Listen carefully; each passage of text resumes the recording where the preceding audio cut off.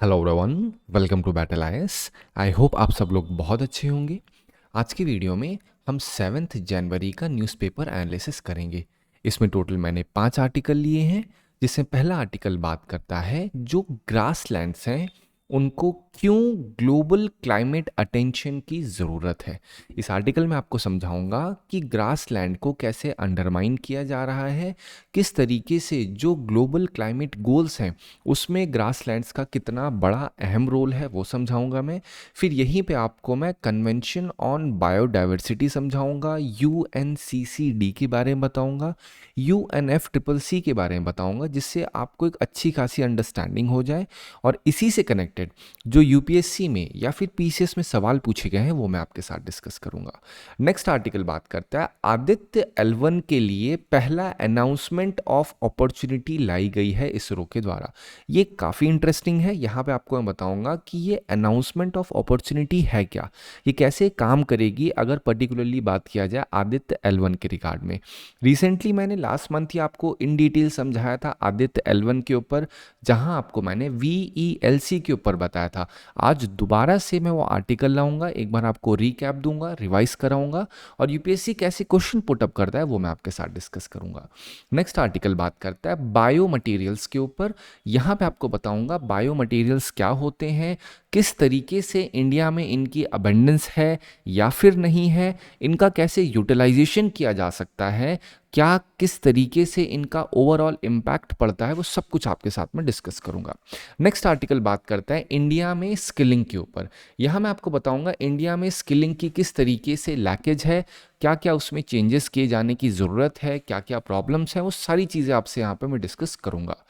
उसके बाद आर्टिकल बात करता है कंपटीशन कमीशन ऑफ इंडिया ने जो JW स्टील है उसके ऊपर प्राइस कोल्यूशन केस चलाया है।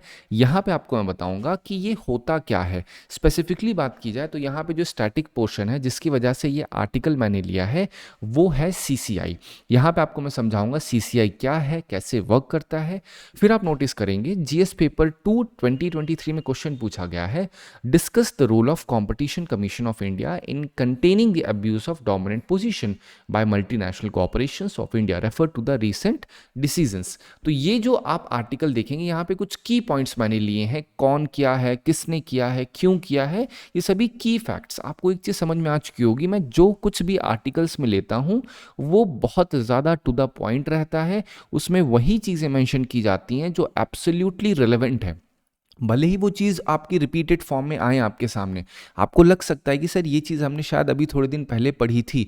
Always remember I keep on saying the same thing times again even in class, कि इससे मत डिसाइड करिए कि अगर आप एक एक्स चीज़ को बार बार पढ़ रहे हो, मैटर क्या करेगा कि आप इस पढ़ी हुई चीज़ से कैसे अगर क्वेश्चन जो पूछे जाएंगे वो कैसे आंसर कर पा रहे हो। Do not go on excessive information. ये नहीं करना है आपको कि डेली 10 नए टॉपिक जब तक मिलेंगे नहीं तब तक आपको फील नहीं आएगा कि आज मैंने करंट अफेयर पढ़ी है। आप इस फील से दूर रहिए, क्योंकि डेली अगर आप 10-15 न्यूज़ ऐसे बढ़ते जाओगे तो आपके लिए ह्यूमनली इम्पॉसिबल हो जाएगा इतना रिटेन करना।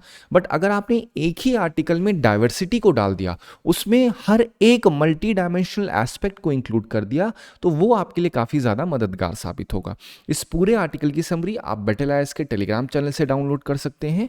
चलिए स्टार्ट करते हैं अपना पहला आर्टिकल। अब पहला आर्टिकल बात करता है क्यों ग्रासलैंड को ग्लोबल क्लाइमेट अटेंशन की ज़रूरत है। ठीक है, अब मैं बात करता हूं यहां पे यूएन के कॉन्टेक्स्ट में।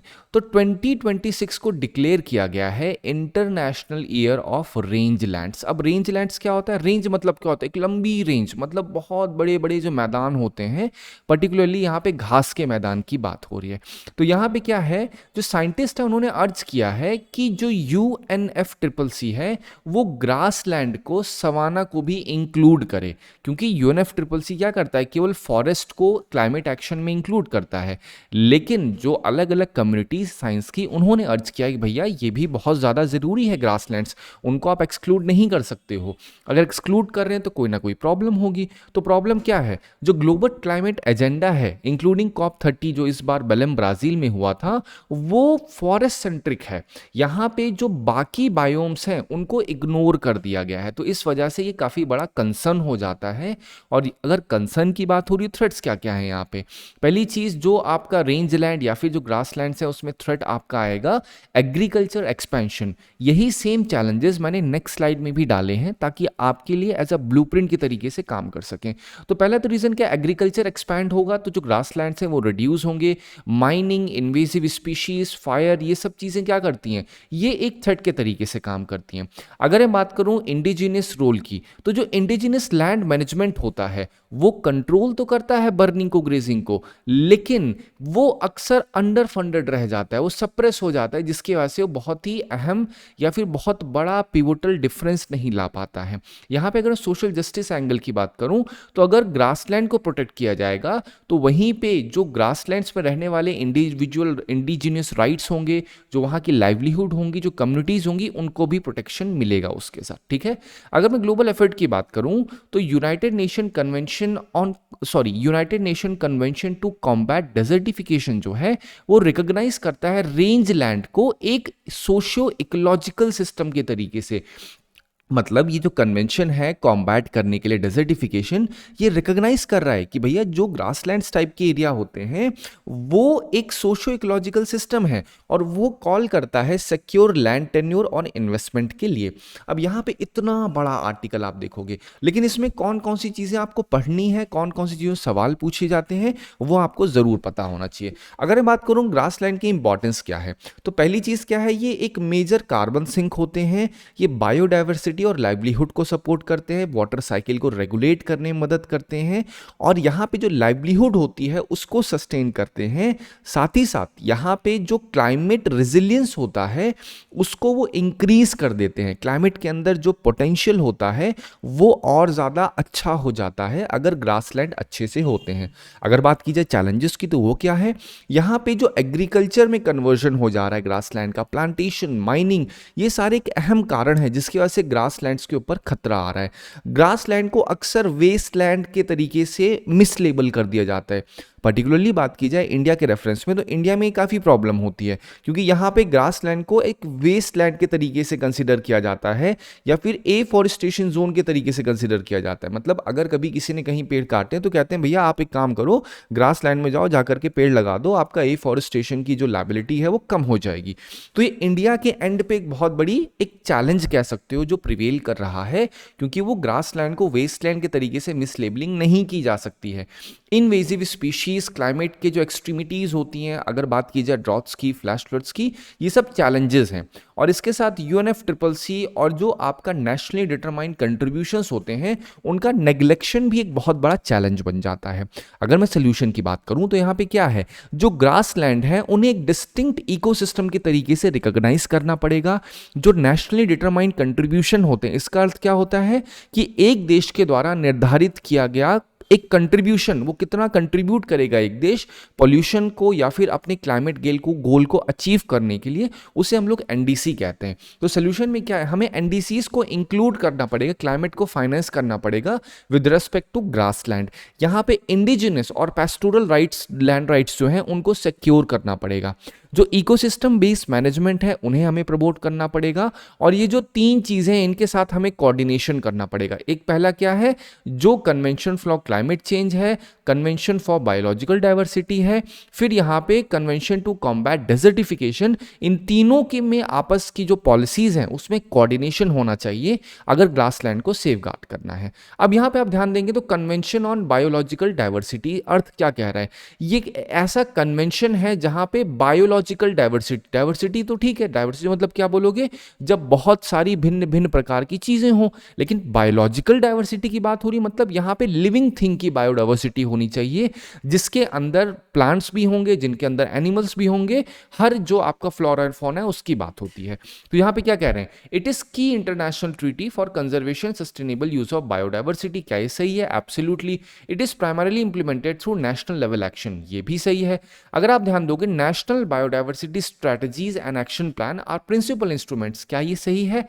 Yes, they are principal instruments for implementing the convention at the national level. Fourth अगर देखो क्या कह रहा है, it requires countries to prepare a national biodiversity strategy. तो ये स्टेटमेंट भी सही है, आपको हमेशा ध्यान रखना है, कभी भी इससे मत निर्धारित करिए सवाल को कि सवाल के अंदर बहुत लंबी लंबी लाइनें लिखी हैं। जितनी ज्यादा लंबी लाइन लिखी होगी उतने ज्यादा चांसेस होंगे उसके आपके अटेम्प्ट करने के, उतना ज्यादा चांसेस होंगे कि आप उसे सही कर सकते हो।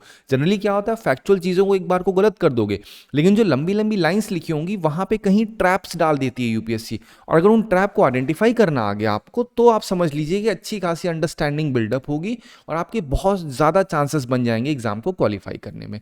फिर आप देखिए यहाँ पे ऑलरेडी मैंने मेंशन कर दिया है, यूनाइटेड नेशन कन्वेंशन है कॉम्बैट करने के लिए डेजर्टिफिकेशन, 94 में इसको अडॉप्ट किया गया था, इफेक्टिव 96 से हुआ था। ये ओनली लीगली बाइंडिंग ट्रीटी है ऑन लैंड एंड ड्रॉट के बारे में। इसका ऑब्जेक्टिव क्या है, डेजर्टिफिकेशन को कॉम्बैट करना और ड्रॉट्स के जो इफेक्ट होते हैं उन्हें मिटिगेट करना, सस्टेनेबल लैंड मैनेजमेंट को प्रमोट करना। 1996 में इंडिया ने रेटिफाई किया था, कॉप 16 में भी इसको होस्ट किया गया था। अगर मैं की इनिशिएटिव की बात करूं तो लैंड डिग्रेडेशन न्यूट्रलिटी बाय 2023, मतलब जो लैंड का डिग्रेडेशन है उसको न्यूट्रलाइज करना होगा बाय 2030। ये एक एजेंडा के तरीके से काम करता है, ठीक है। अब यहां पे ध्यान देंगे, क्वेश्चन 2016 में क्या पूछा गया है, यूएनसीसीडी के ऊपर डायरेक्ट क्वेश्चन पूछा गया है। अगर आप आर्टिकल देखोगे वहां पे यूएनसीसीडी के ऊपर ऑलरेडी मेंशन था और ये है आपके सामने क्वेश्चन। अगर आप ध्यान से देखोगे तो यहां पे ट्रैप कैसे यूपीएससी ने डाला, इन्होंने कह दिया है ये स्पेशल पर्टिकुलर फोकस करता है साउथ एशिया के ऊपर, और उसके जो सेक्रेटेरिएट है ये आपके एलोकेट करते हैं major portion of financial resources, मतलब बाकी जहां नहीं होगा, साउथ एशिया में, नॉर्थ अफ्रीका रीजन में ज्यादा एलोकेशन हो। क्या ये सही है? ऐसा नहीं है, ठीक है। तो यहाँ पे 1 और 3 स्टेटमेंट अगर आप ध्यान से पढ़ोगे, मैं ऑलरेडी डिस्कस कर चुका हूं पिछले आर्टिकल्स में, तो आपको समझ में आ जाएगा, ठीक है। चलो अब मैं बात करता हूं नेक्स्ट आर्टिकल पे। पहले आपको मैं न्यूज़ समझा देता हूं, न्यूज़ समझने के बाद आपको एक अंडरस्टैंडिंग हो जाएगी कि किस तरीके से यहां पे आपको अप्रोच करना है। तो न्यूज़ में क्या है, आदित्य L1 मिशन के बारे में आपको पता है। आदित्य का अर्थ क्या था, जो सूरज को स्टडी करने के लिए भेजा गया था, ठीक है। अब यहां पे क्या हुआ है, इसरो ने अनाउंस किया है अनाउंसमेंट ऑफ अपॉर्चुनिटी। इसमें क्या है, आदित्य L1 पे जो पेलोड था उस पेलोड का डेटा आया होगा, तो इसरो ने कहा है कि भैया हम इस सभी डेटा को अब पब्लिक डोमेन पे डाल रहे हैं, और हर एक को जिसको जिसको अपनी राय देनी हो, जिसको जिसको इस पूरे डेटा को ऑब्जर्व करना हो, अपना एक प्रॉपर तरीके से एनालिसिस देना हो, तो वो आकर के यहाँ पे दे सकता है। We are open to it, मतलब आप अपने रिसर्च जो भी आपको समझ में आ रही हो, ये स्पेसिफिकली किसके लिए किया गया है, जो भी साइंटिस्ट होते हैं, जो रिसर्चर्स होते हैं, जिनका इंटरेस्ट होता है। Even though I went and registered on this thing, आप जा सकते हो। आप सिंपल क्या करोगे, आदित्य L1 AO डालिए, तो आप जाएंगे तो आप देखेंगे कि नीचे सेक्शन में डायरेक्टली आपका लिखा हुआ है अनाउंसमेंट ऑफ अपॉर्चुनिटी, तो एक पोर्टल पे रीडायरेक्ट करेगा, वहां पे आपको रजिस्टर करना पड़ेगा। आप रजिस्टर करिए, वहां पे जब ऑर्गेनाइजेशन नेम डेजिग्नेशन मांगेगा तो वहां पे आप सिंपल अपना नाम डाल दीजिएगा, या आप बोल दीजिएगा इंडिपेंडेंट, या आप लिख दीजिएगा एंथुसियास्ट, ये करके मेंशन करिएगा। तो आप एक बार जरूर देखिएगा वहां पे डेटा कैसे मेंशन किया गया। ऑल्दो आपको समझ में कुछ भी नहीं आएगा, बट ट्राई करने में क्या हर्ज है, एटलीस्ट देखो ना, क्यूरियोसिटी है। ये इंडिया की तरफ से किया जा रहा है, तो इंडिया ने तो सब में मतलब अप्रॉक्सीमेट 23 TB का डेटा है। मैक्सिमम जो डेटा है वो तो आप ओपन ही नहीं होगा आपके कंप्यूटर पे, क्योंकि फॉर्मेट अलग होगा, लेकिन एटलीस्ट आपको समझ में तो आएगा ना कुछ, कि कैसे उसके अंदर इमेजेस बनी है, कैसे सन दिखता है, कैसे जो ग्राफ्स बने हुए हैं, तो एक अंडरस्टैंडिंग देंगे। लेकिन अगर आप करोगे तब, ठीक है। बट चलो अभी न्यूज की बात की जाए, तो यहां पे जो एओ है, जो अनाउंसमेंट ऑफ अपॉर्चुनिटीज का क्या पर्पस है, ताकि साइंटिफिक रिटर्न्स को मैक्सिमाइज किया जा सके, जो बाकी आपकी हमारी ऑब्जर्वेशंस हैं वो प्रपोजल दे सके, ठीक है। अब यहां पे क्या है, इंडियन सोलर फिजिक्स कम्युनिटी जो है उनकी एलिजिबिलिटी क्राइटेरिया दी गई है, लेकिन आप भी कर सकते हो। मैं फिर बोल रहा हूं, आप जाके रजिस्टर कर दो, आपके पास डेटा का एक्सेस होगा। मैं क्यों बोल रहा हूं, क्योंकि मैंने भी डेटा एक्सेस ले रखा है, ठीक है। यहां पे कोई यहां से बिलोंग नहीं कर रहा, बट आप इंडिपेंडेंटली जाकर के भी देख सकते हो, ठीक है। चलो अब हम बात करते हैं इंपैक्ट क्या होगा आदित्य L1 का, ये जो अनाउंसमेंट ऑफ अपॉर्चुनिटी की गई है। पहली चीज तो अनाउंसमेंट से क्या होगा, जो इंडिया का सोलर रिसर्च है उसमें बूस्ट मिलेगा, स्पेस का वेदर प्रेडिक्शन और ज्यादा इंप्रोवाइज हो जाए, क्योंकि बाकी लोग भी आकर के देंगे।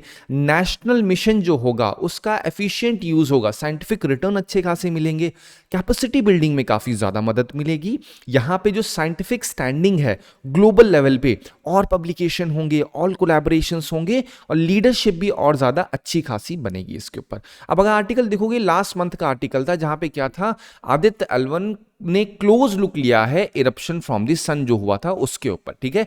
तो आदित्य L1 पे एक पेलोड है जिसका नाम क्या है, VELC, visible emission light coronagraph.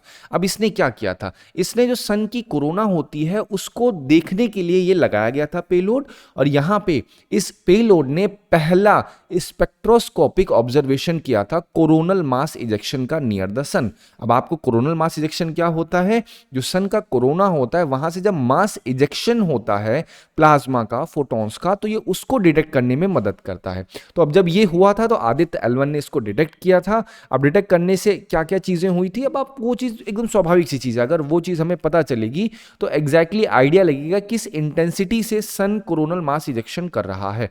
अगर बात की जाए कोरोनल मास इजेक्शन की, तो ये क्या है, जो सन का कोरोना होगा वहां से ह्यूज बर्स्ट ऑफ प्लाज्मा और मैग्नेटिक फील्ड रिलीज होती है, चार्ज पार्टिकल्स होते हैं। ये अर्थ की जो मैग्नेटिक फील्ड होती है उसमें जियोमैग्नेटिक स्टॉर्म्स ला सकते हैं, स्पेसिफिकली बात की जाए अर्थ पे, या फिर जो सैटेलाइट्स होती हैं उसमें डिस्ट्रप्शंस आ सकते हैं, पावर ग्रिड्स में, कम्युनिकेशंस में भी, ठीक है। चलो अब यहीं भी बात की जाए आदित्य L1 है कहां पे, तो आप बोलोगे लाग्रैंज L1, आदित्य L1 का अर्थ क्या है, L1 पे है। तो यहां अगर आप समझोगे पॉइंट्स अलग अलग, जैसे क्या दिख रहा है, L1 है, L2 है, L3, L4, तो ये जितने पॉइंट्स दिख रहे हैं इसका मतलब क्या है, अगर ये L1 पॉइंट है तो ये ऐसा पॉइंट है जहां पे जो धरती है वो अपनी तरफ घसीट रही है, और जितने अमाउंट में घसीट रही है उतने अमाउंट में सन भी घसीट रहा है, तो बैलेंस हो जा रहा है वो ऑब्जेक्ट और यहीं पे प्रिवेल कर रहा है, ठीक है। तो इससे क्या होता है, ऑब्जेक्ट ना सन की तरफ जाएगा ना अर्थ की तरफ जाएगा। तो इसमें 5 स्पॉट्स हैं, तो आपको सारे के स्पॉट्स पढ़ोगे तो आपको अंडरस्टैंडिंग मिल जाएगी। लाग्रेंज कोई और नहीं बल्कि एक इंसान का नाम था। अगर आप ध्यान दोगे पूछा गया L4 जो है वो क्या बनाता है, तो L4 अगर आप देखोगे ये रहा L4, ठीक है, L4 ये रहा, फिर देखो क्या बना रहा है, एक इक्विलैटरल ट्रायंगल बना रहा है, आसान सी भाषा में देखा जाए, ठीक है। फिर देखो यहाँ पे क्वेश्चन क्या पूछा है, सोलर मेजर का एक मेजर सोलर स्टॉर्म आता है तो उससे क्या पॉसिबल इफेक्ट हो सकते हैं। तो आप सारे पढ़ोगे तो आपको लग में आए सारे ही सही हैं, लेकिन और ध्यान से पढ़ोगे तो आप अगर देखो क्या लिखा है, सुनामी क्या ऑकर हो जाएगी, अरे भाई सुनामी नहीं ऑकर होगी इससे। अगर और आप ध्यान दोगे तो क्या यहाँ पे फॉरेस्ट फायर थोड़ी आ जाएगा, सोच के देखो। तो यहाँ पे क्या होगा, आप अगर ध्यान से देखोगे जीपीएस और नेविगेशन सिस्टम तो फेल हो सकता है, स्वाभाविक है, पावर ग्रिड्स भी हो सकते हैं, मैंने आपको ऑलरेडी बोल दिया। तो यहां पे 1 3 4 6 7 जो रहेगा वो सही है यहां पे, ठीक है। चलो अब हम लोग बात करते हैं नेक्स्ट आर्टिकल पे। नेक्स्ट आर्टिकल बात करता है बायो मटेरियल्स पे और इंडिया के ऊपर। पहले समझो बायो मटेरियल्स क्या होते हैं, ऐसे मटेरियल्स जिसमें बायोलॉजी हो, मतलब जिसमें लिविंग बीइंग के मटेरियल्स को हम बायो मटेरियल्स कहते हैं।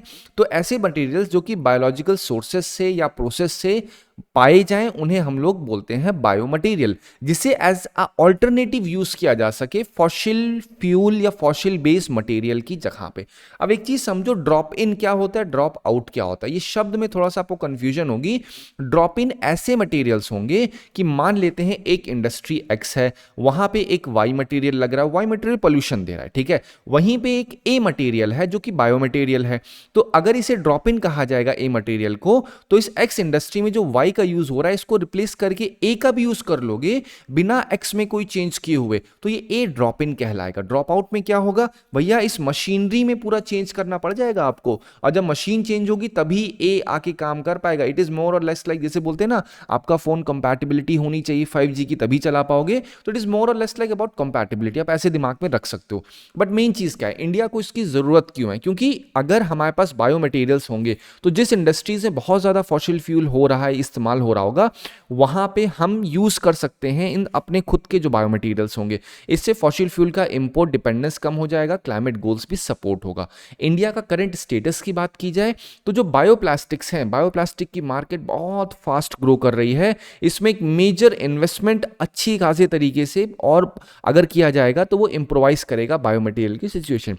चैलेंजेस क्या है, चैलेंजेस पहली चीज क्या है, हमें ये नहीं पता भैया बायोमेटेरियल जो वेस्टेज होता है वर्सेस फूड कंपटीशन, हमें यही नहीं समझ में आ रहा है अभी कि जो अगर एक्स अमाउंट ऑफ फूड है तो ये हम इस्तेमाल करें एज बायोमटेरियल या इसका इस्तेमाल कर लें हम फॉर आवर कंजम्पशन पर्पस, ये भी एक सबसे बड़ी चीज है। वाटर स्ट्रेस भी एक बड़ा चैलेंज है, वेस्ट मैनेजमेंट बहुत वीक है, कंपोस्टिंग बहुत वीक है, तो इसमें सोल्यूशन क्या हो सकता है।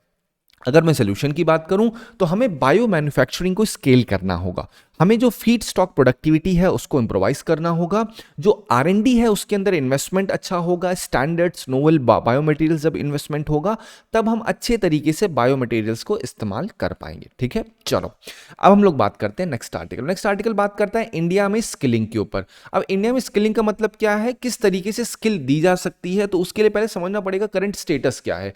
इंडिया एक one of the largest skilling ecosystem को प्रोवाइड करता है, बिल्ड किया है इंडिया ने। अगर बात की जाए तो पीएम कौशल विकास योजना में 1.40 करोड़ इंडिविजुअल्स को ट्रेन और सर्टिफाई किया गया है, लेकिन स्किलिंग अभी भी फर्स्ट चॉइस नहीं है मोस्ट ऑफ द यूथ के बीच में। ये डेटा को आप मेंस में यूज कर सकते हैं। 4.1% ऑफ द वर्कफोर्स अभी भी फॉर्मल वोकेशनल ट्रेनिंग उसके पास इतनी ही है, 4.1% वर्कफोर्स के पास ही है खाली। आप सोच के देखो कितनी बड़ी प्रॉब्लम है इसमें। वेज गेन्स जो हो रही है ट्रेनिंग करने के बाद वो बहुत ही मॉडेस्ट है। पर्टिकुलरली बात की जाए इनफॉर्मल सेक्टर में, अगर कोई ट्रेनिंग कर ले रहा है तो बाद में उसकी वेज गेन उतना ज़्यादा नहीं हो रहा है, तो इंसान मोटिवेट ही नहीं होगा कि ट्रेनिंग लेनी है या नहीं लेनी है। ये तो वही बात हो गई ना। अगर एक आपका मान लेते हैं एक मोटरसाइकिल की एक शॉप है, वहाँ पे एक बच्चा काम कर रहा है, तो उस बच्चे ने ऑलरेडी सीख लिया है वहाँ पे, तो ट्रेनिंग करके क्या ही सीखेगा। तो ये थोड़ा सिनेरियो ऐसा क्रिएट हो जा रहा है। चैलेंजेस क्या है यहाँ पे, जो सिस्टम है बड़ा फ्रैगमेंटेड है, ट्रेनिंग असेसमेंट सर्टिफिकेशन सब कुछ अलग अलग एंटाइटीज के द्वारा हैंडल किया जा रहा है।